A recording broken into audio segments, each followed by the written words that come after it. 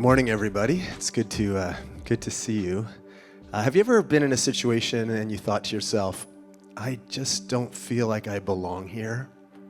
Can you think of some situation like that where maybe you're with some friends and you're out somewhere, or maybe you're been invited to an event, maybe you're somewhere by yourself and you just think to yourself, oh man, I feel like I don't belong here. Well, I want to tell a little story from 1998 where some friends and I were in a situation where we looked at each other and we said, oh man, like we don't belong here. Here's the situation. So I was at the University of Toronto, and one of my best friends, Bill, was at Ryerson University, which is no longer called, I just don't know what they've changed the name to, but another university downtown Toronto. And it was about this time where our friend Bill became really, really into cigar smoking. Don't turn off on me yet. Just stick with me, okay? So he got really into cigars, and he's one of those personalities, I'm sure you know people like this, who they're either fully in or not at all. And so when he's in, he's in. He got his own little humidor for his bedroom. He got the fancy tools, the clippers, and the light. He got into the whole thing. And he started hanging out at this place called Thomas Hines Tobacconist, which was this fancy tobacco cigar shop in Yorkville, which is just north of the downtown, kind of just west of Yonge Street, north of Bloor, in this really trendy area. If you know Yorkville, it's the spot where when the Toronto Film Festival is going on and all the Hollywood celebrities are hanging around, that's where they hang out and go to all the boutique shops and fancy restaurants and cafes, things like that. This is where that cigar shop was. You know, if you buy a cigar and it's called like the Smoke Shop, you know what kind of cigars you're buying. But if you're buying it from a tobacconist, it's this whole other level. And before you freak out about the pastor talking about smoking cigars, I do not have a problem smoking cigars. The first cigar I smoked was with Bill, but don't tune me out here.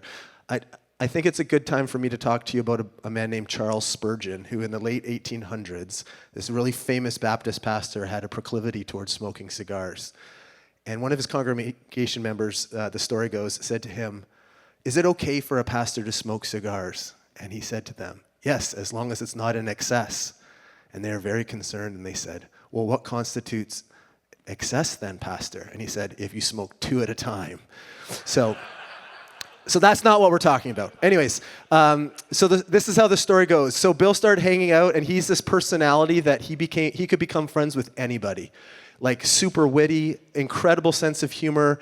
He's still in the entertainment industry down in the US, and he's that kind of guy. You knew it ever since we knew each other as teenagers. He just is that type of personality.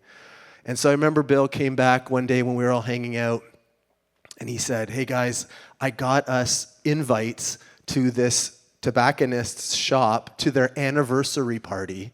We're going to go as special guests." And I don't know how he got the passes. I don't know who he sweet-talked. But certainly he got us in. And I remember it was like a really warm, late spring, early summer Saturday night in Toronto. And I remember we showed up at this place, this really fancy place.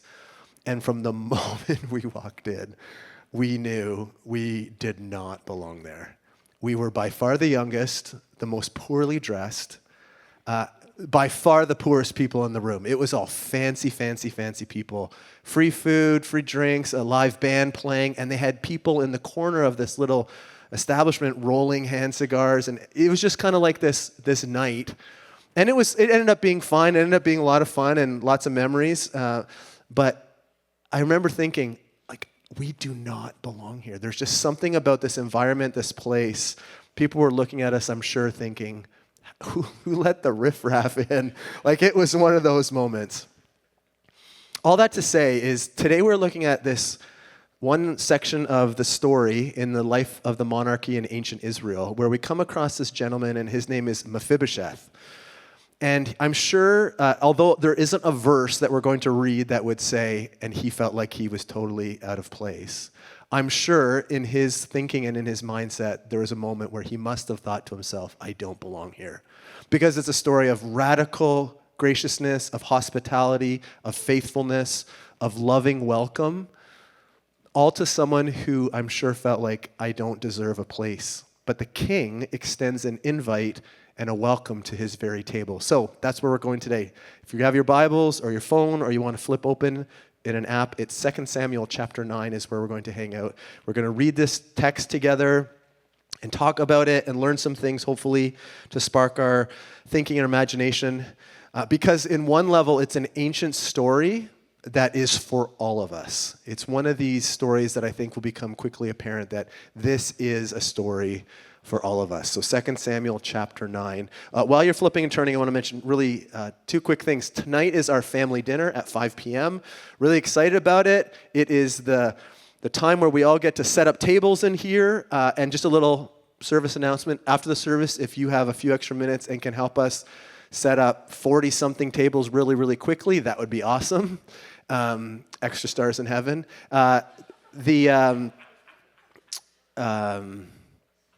Sometimes Lee laughs and it totally throws me off. Sorry, it's good. It's good, Lee. I appreciate that even when my jokes are terrible, I get a laugh from you, so thank you for that. Family dinner, that's where I'm going. Family dinner, 5 p.m. You just bring whatever you want. We have dessert provided and covered. You just bring whatever you want. And we have a big dinner tonight. We have some games to play together and just enjoy being a church family. If you've never come to one, this is a great time to maybe meet some new people. And please come join us. It's wide open, 5 o'clock tonight. And then in just a couple weeks is our Good Friday citywide service. 9 churches working together across the city. Really excited for that. 2 identical services at 9 a.m. and 11 a.m. over at Title Church. And we've been working behind the scenes. And it's been great because we did it last year. Now there's relationships and momentum growing in this. And so I invite you to be a part of it. They're both the same. If I was to guess, I imagine the 11 might be more jammed. But take your pick, come early, hope to find a parking spot, and excited as a unified church in the city, at least 9 of our churches working together across different lines and denominations to celebrate and remember the sacrifice of Jesus. So just want to make sure you have that on your radar. Okay, let's read this together, 2 Samuel chapter 9. And just for context, this is a point in the story where David is firmly established as the king on the throne of Israel. It is a time of relative peace. There's no ongoing wars at this moment. Jerusalem has been established as the capital. David is enjoying a new palace. And it is in this moment where he kind of has these thoughts and these stirrings that we're going to read here, okay? This is what we read, 2 Samuel chapter 9, beginning at verse 1. David asked, "Is there anyone still left of the house of Saul to whom I can show kindness for Jonathan's sake?" Now there was a servant of Saul's household named Ziba. They summoned him to appear before David, and the king said to him, "Are you Ziba?" "At your service," he replied. The king asked, "Is there no one still alive from the house of Saul to whom I can show God's kindness?" Ziba answered the king, "There is still a son of Jonathan. He is lame in both feet." "Where is he?" the king asked. Ziba answered, "He is at the house of Machir, son of Amiel, in Lo-debar." So King David had him brought from Lo-debar, from the house of Machir, son of Amiel. When Mephibosheth, son of Jonathan, the son of Saul, came to David, he bowed down to pay him honor. David said, "Mephibosheth." "At your service," he replied. "Don't be afraid," David said to him, "for I will surely show you kindness for the sake of your father Jonathan. I will restore to you all the land that belonged to your grandfather Saul, and you will always eat at my table." Mephibosheth bowed down and said, "What is your servant that you should notice a dead dog like me?" Then the king summoned Ziba, Saul's stewards, and said to him, "I have given your master's grandson everything that belonged to Saul and his family. You and your sons and your servants are to farm the land for him and bring in the crops, so that your master's grandson may be provided for. And Mephibosheth, grandson of your master, will always eat at my table." Now Ziba had 15 sons and 20 servants. Then Ziba said to the king, "Your servant will do whatever my lord the king commands his servants to do." So Mephibosheth ate at David's table like one of the king's sons. Mephibosheth had a young son named Micah, and all the members of Ziba's household were the servants of Mephibosheth. And Mephibosheth lived in Jerusalem, because he always ate at the king's table and was lame in both feet. So let's think about a few of these key things from this text, hopefully give it some shape and understanding for you. To steal a little bit of a phrase from Anne of Green Gables, let's talk about these bosom friends, these bosom buddies, David and Jonathan. So we haven't in our series, Jonathan has popped up a little bit, but we haven't really spent a ton of time, only kind of in glancing and passing, talking about Jonathan. But if you notice in verse 1, David is attributing his desire to see if anyone's left from the house of Saul, and he's attributing some of his motivation to Jonathan. So it feels like a fitting place for us to start to talk a little bit about the relationship between David and Jonathan, because it's the foundation that sets up this rest of this search and this story for any descendants who ends up being Mephibosheth and his family. So he asks, is there anyone still left in the house of Saul to whom I can show kindness for Jonathan's sake? So the relationship, what we learn right away in kind of as soon as David and Jonathan's friendship is introduced from 1 Samuel chapter 18, right away it feels like we don't know how it really got started, but right away it's a very deep and solid friendship. So much so that it talks about their love for each other. So when their friendship forms, it's all happening kind of behind the scenes where Jonathan's father, who's king at this point, King Saul, is trying to hunt down and kill David. So Jonathan, which is really interesting, his dad has this vengeance in mind to capture and get David and to kill him, to eliminate the competition, because at this point in the story, David has been anointed to be the next king. But Jonathan, instead of choosing his father, is choosing relationship with David. And so in 1 Samuel 18, we read this, and Jonathan made a covenant with David because he loved him as himself. Jonathan took off the robe he was wearing and gave it to David along with his tunic and even his sword, his bow, and his belt. So while his father's on this rampage trying to get David, Jonathan is aware that something different is happening. And he's true to it. He knows that God has anointed David as the next king. And so rather than fight it, which you would think on a human level, if you're next in line, wouldn't you naturally try to do everything you can to make sure that you're going to take over next? But that's not what Jonathan does to his character. He actually commits himself in relationship to help David. And that's how we see their story unfold, this special covenantal friendship where they are choosing to help each other. It plays out also in chapter 19 of 1 Samuel, where Saul, again, it's another moment where he's trying to hunt down and kill David. And Jonathan works to convince his father and tries to calm him down. And Saul actually agrees in chapter 9. He agrees not to harm David in any way.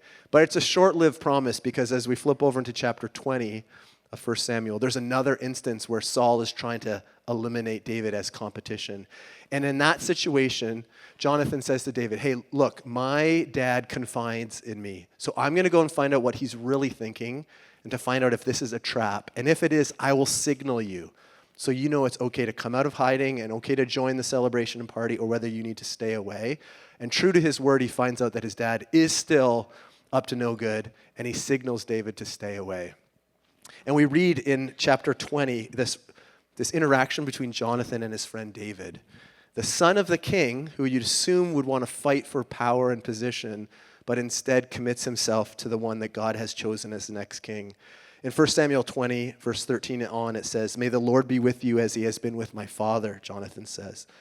But show me unfailing kindness like the Lord's kindness as long as I live, so that I may not be killed. And do not ever cut off your kindness from my family. In this part of this promise and this friendship, he's asking David to commit to show kindness to his future generations, beyond himself. So then it says, as 15 continues, not even when the Lord has cut off every one of David's enemies from the face of the earth. So despite his father's hatred and jealousy and his intent on killing David, Jonathan is committing himself through a covenant, a special vow, a pledge, a promise to partner with David and to support David, and asking David to don't forget me and don't forget future generations, show kindness to them.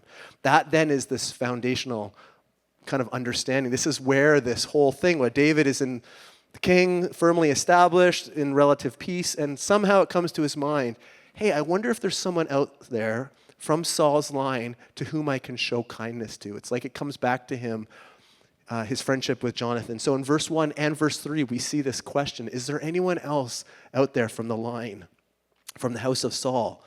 He asks this those two times. Now, he begins the search. Now, the question is it a genuine search? Is he really interested in finding out? Or is he just following along with what the practice of the ancient Near Eastern culture would be. So as you can imagine, as you've probably seen in movies and read in books, if you were a new kingdom, if you've now kind of established your throne, your task would be to find out anybody from the former family who may be in line for the throne and eliminate them. Right? That's what Saul was trying to do. He's trying to get rid of David. So what you would think now that David's king, the natural response would be like, is there anyone left in Saul's line? Because from a human level, I need to eliminate the competition. I'm going to do my future self a service here and just find out who's left and get rid of them. But that's not what David is doing here. That's not what he's trying to do. He doesn't have kind of a backhanded, hidden ploy to the whole thing. He genuinely wants to know if there's anyone out there. So look again at verse 3.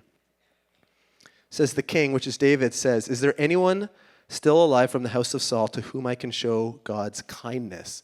And the word kindness here comes from the word hesed, which is a really, really specific word that has deep, rich connotation to it. So sometimes when we read, to show kindness, from the English perspective, it may seem like, he just wants to be nice if there's anyone in Saul's line. But hesed in the ancient understanding was around covenant. It's tying back to this promise he made with Jonathan. Hesed means to show mercy, to show goodness, loving kindness, and faithfulness. It's a much deeper meaning. So David is tying back and thinking back to the covenant he formed with Jonathan, Saul's son, and he's wondering, is there someone else that I can now extend this kindness to? It's the same word that would be used in terms of God's demonstrating his kindness, his love for us as his covenant people, as the nation of Israel. God extending his faithfulness to the people of Israel. And whenever this word is used, it's most often connected to someone who has the ability to bless another, and that other person cannot return the favor. It's a one-way kind of blessing and care.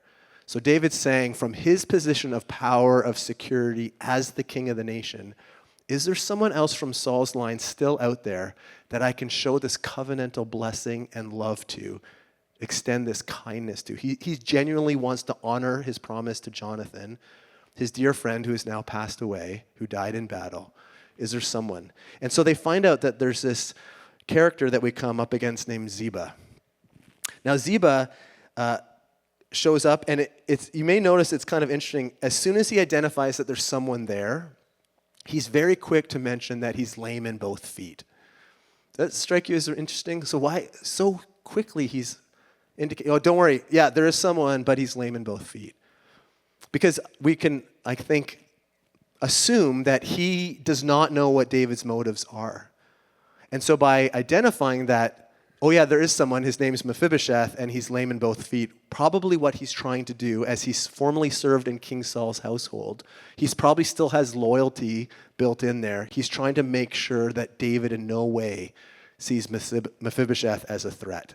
So he quickly just says, but don't worry, he's not going to compete for your throne. He's lame in both feet. Now, a little sidebar. We know a little bit about Mephibosheth, only a little bit about his story historically. And so back in chapter 4 of 2 Samuel, when the battle is taking place where King Saul ends up taking his own life and Jonathan ends up getting killed, when news of their death reaches back to the palace, we have this really interesting tidbit. Let me read it for you in 2 Samuel chapter 4. This is where Mephibosheth actually becomes lame in both feet. This is how it all happens, at least how the author writes it. It says, Jonathan, son of Saul, had a son who was lame in both feet. He was 5 years old when the news about Saul and Jonathan came from Jezreel. That's the valley where the battle was occurring, where Saul and Jonathan end up dying. And then watch this. His nurse picked him up and fled, but as she hurried to leave, he fell and became disabled. His name was Mephibosheth. So for the first 5 years of life, he was just the king's young son growing up. And when news of his father and grandfather's death reached the palace, there's panic. They don't know what's going to happen to the monarchy, to the kingdom. Is the enemy going to rout them? And so the one who's tasked to look after this little boy, Mephibosheth, at 5 years old, grabs him to flee. And we don't know, some kind of accident happens, like in human life all the time, a crazy accident. And so from this point on, from 5 years old, he's been lame in both feet. And Ziba is very quick to acknowledge this to David. Yes, there is a descendant, but he's lame in both feet. I think hoping to disarm any sense of threat, because he doesn't know what David's motivation fully might be. So they call for Mephibosheth, and this is a really interesting point where he's restored then. I think he probably comes with mixed feelings, maybe wondering if the gig's up. If David's calling for him, what does this now mean for Mephibosheth? And so he presents himself. So in verse 6, at least in the NIV, let me read this again. It says, when Mephibosheth, son of Jonathan, the son of Saul, came to David, he bowed down to pay him honor. That's the way the New International Version, NIV, translate it, bow down. And so when we think of bow down, we may think of something like this picture here, where you kind of like get on a knee and you kind of bow before the king. But the word, I think it's not strong enough the way the translation in the NIV works. It also can be translated, maybe in your version, depending what you're reading, it may actually say to fall prostrate, which if you work it all out, it's this idea of laying like belly down on the ground in front of the king, face on the floor. Like you can't get any lower, more humble. You can't be any more submissive. Like you're fully down, recognizing I have no power, no position in this moment, and you're not sure what's going to happen. It is the ultimate sign of surrender. So NIV says bow down. I think you should think about it, though, as falling prostrate completely. It's like kissing the ground. You're right down flat. And when he calls his name, the NIV, he says, David said, Mephibosheth, and then he replies, at your service. I think it's a little weak there, too, because that can also be translated as, I am your slave. So he's completely face down. I imagine for him, he probably thinks, I've been found. I'm a surviving grandson of King Saul. David's called me to appear before him. Maybe this is it. Maybe he does see me as a threat. Maybe he is trying to clear the deck. And so he submits himself fully at the mercy of King David. I would imagine assuming the worst. It says, here I am your servant. And immediately in verse 7, you notice that David puts his fears at rest. He doesn't dance around it. He puts his fears at rest. And this is a massive turning point. Because everything else, culturally speaking, you would be like, oh, he's going to get rid of the competition. He's going to make sure that his line is successful. David's doing everything any other earthly king would do to protect his line and his throne. But David is true to his word. He's trying to extend the hesed, the love, the grace, the mercy to the descendants of those he's promised to. He's promised this to Jonathan. He formed covenant with Jonathan, and he wants to extend this mercy to anyone who happens to still be out there. And then notice the outcomes as he's restoring Mephibosheth, as he's putting him back and easing his fears. So the first thing that shows up is that he is reinstating all the previous land that King Saul would have owned and giving it back to Mephibosheth. So if you were to have any sense of security or financial stability, any hope in that way, having land was a big part of it. So David, instead of saying, well, all this belongs to me as the king, he's actually giving it all back. He's restoring some of that prosperity and hope for Mephibosheth and his family. And he tells Ziba, the one who's come forward and identified him, he's like, you and your sons, 15 of them, and your servants, 20 of them, are now tasked with working the land on for Mephibosheth. So now he has security, he has hope. So don't worry, you're going to be okay. I'm not after you. I'm here to extend blessing and mercy to you and to restore you and reinstate you and give you hope and a future. And these people are going to do all that for you. But the best part of it all is that you're now always going to have a place at my table. You're going to get to eat at the king's table like one of my sons, it says. David's adopting him into his family, giving him a place. I would imagine Mephibosheth had all kinds of ideas on what might happen as he appeared before King David, and I would also imagine this was never on his radar. To be the recipient of such grace and extravagant love and blessing and reinstatement, it's simply incredible. But noticing great in verse 8, his reaction, like, who am I that you would notice a dog like me? So from 5 years old, he's been living with this physical disability, this limitation that would have put him completely on the outside of society.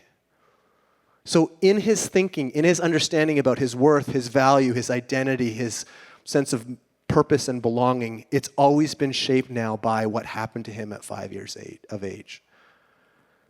And he says that you would notice a dead dog like me.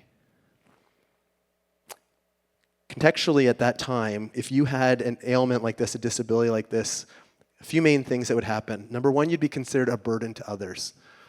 So because you wouldn't be able to work or to provide for yourself, someone would have to look after you, either a family, extended family, or some friends perhaps who might be willing to do that for you. And certainly if you had no one to look after you, you'd have to fend for yourself, maybe live on the streets, live in the margins. It was not a good outlook. Now, he was living with someone, but he certainly would have viewed and considered himself to be a burden to other people and not be able to be a contributing member of society. There's also this baked-in idea that if you had something like this, if something happened to you like this, that happened to him when he was 5 years old, there was this also baked-in understanding that it might be the result of sin. So you may recall there's a story in John's gospel where Jesus and his friends are walking along and they come across this blind man. And the disciples ask Jesus, who sinned, this man or his parents, that he was born blind? And Jesus kind of he puts that back, he corrects them in that. But that verse from Jesus and his friends shows us that there's this cultural kind of underlying assumption that if something bad has happened to you physically, it's probably because some kind of sin has been working in your life. So he would have been a burden to family and friends, maybe associated with some kind of sin that led him that way. It was like a punishment.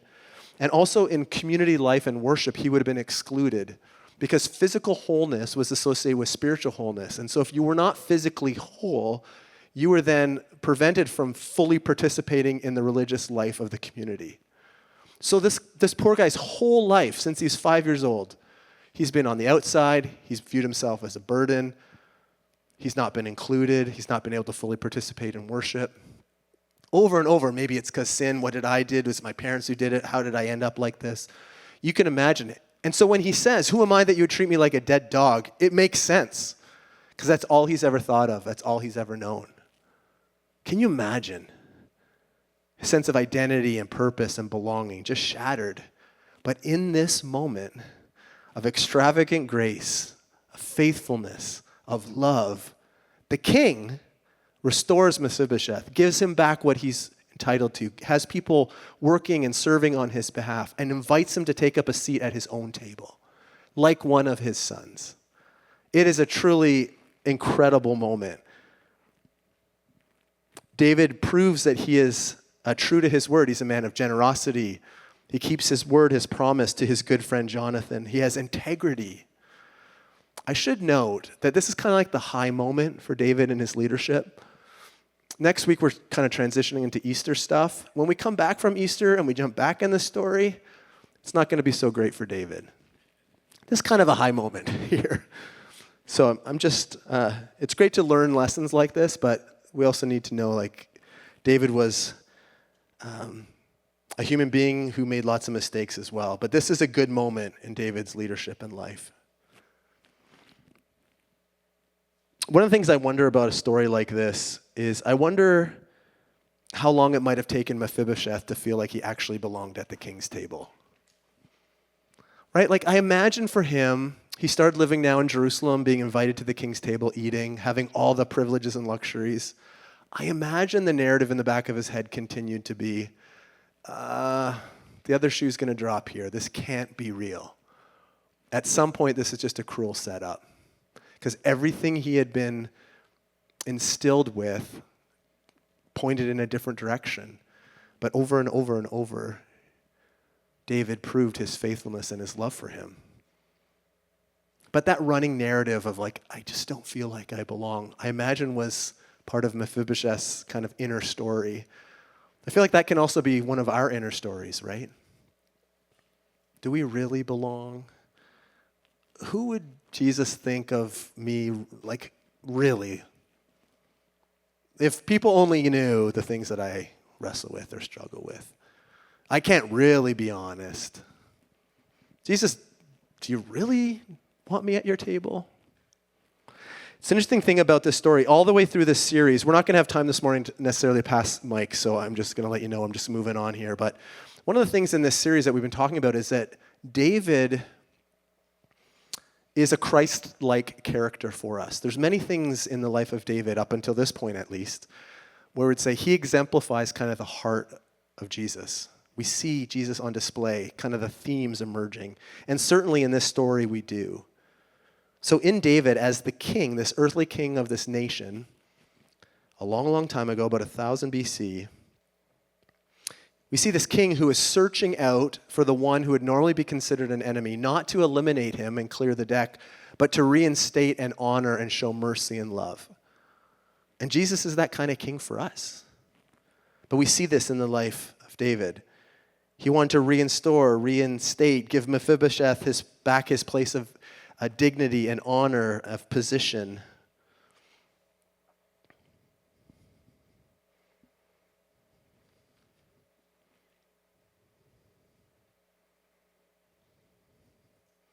Sorry, I don't know what I did with my pinky finger, but I got to find my note again.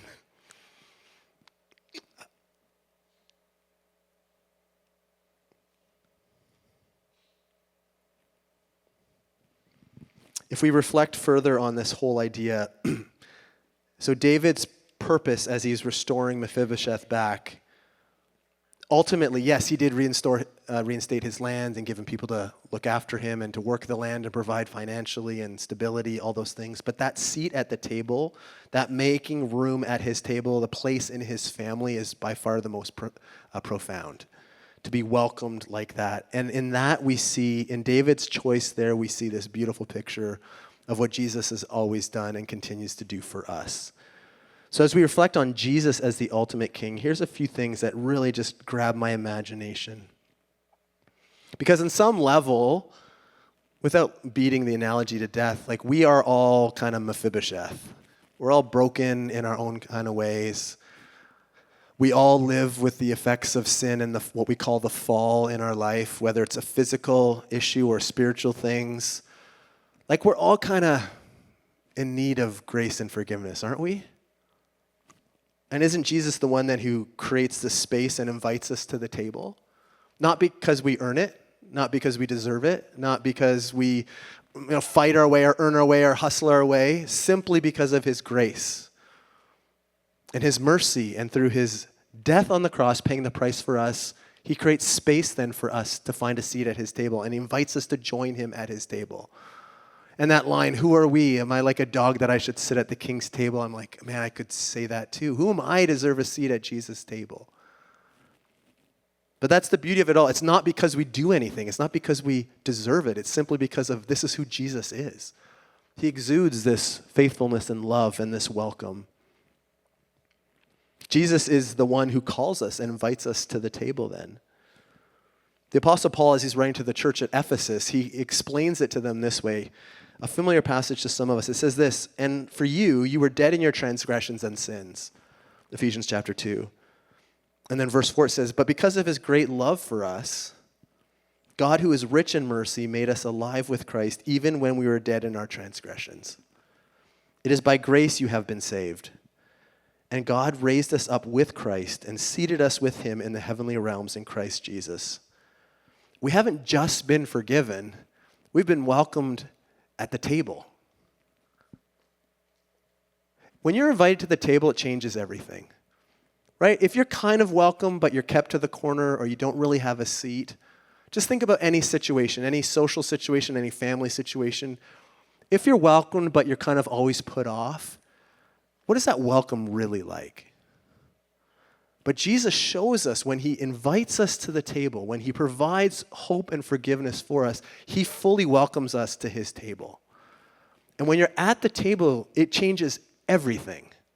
You have a sense of belonging, of purpose, of identity, of meaning, of hope. Do we deserve it? Not a chance. But isn't that what's so wonderful about Jesus? It's because none of us deserve it, but he invites us all to join him. He makes a way for all of us to pull up a seat and have a place. So what we want to wrap up is we want to come around the elements of communion, the Eucharist, which are these physical reminders that Jesus instructed the church to take part in as an ongoing reminder of what it means to be welcome to the King's table.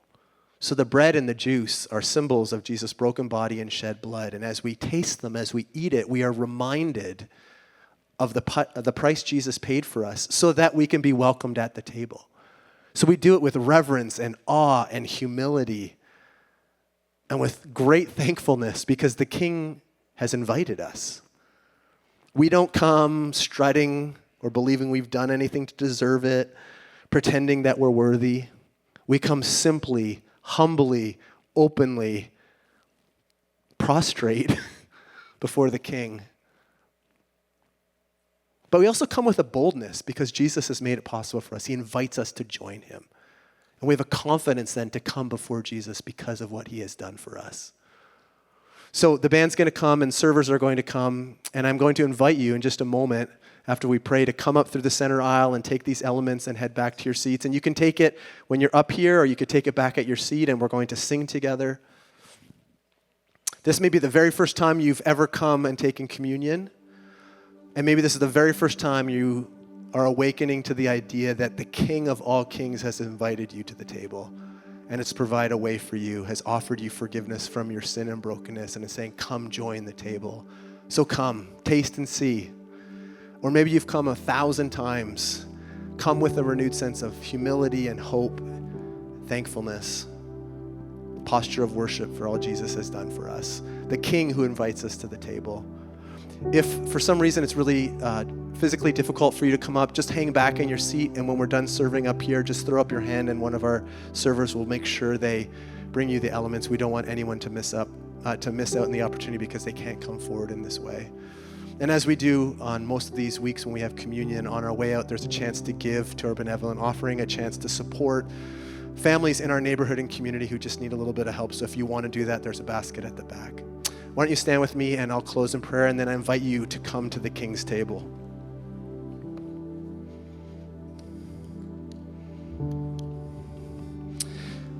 So King Jesus, we come to your table. You have done everything that makes this possible. We don't deserve it. We haven't earned it. We can't hustle for it. But you call us and invite us to come. So Jesus, we give thanks for the forgiveness we have through your death on the cross and your resurrection. Jesus, we give thanks that you invite us to join you. Thank you for the identity and purpose and meaning and belonging we have as your kids. So sisters and brothers, come with humility and come with boldness. Come with soft hearts. Come for the first time. Come for the 10,000th time. Jesus, this is our act of worship, of remembrance, of giving thanks. Thank you that you are our King and you invite us to come. Amen.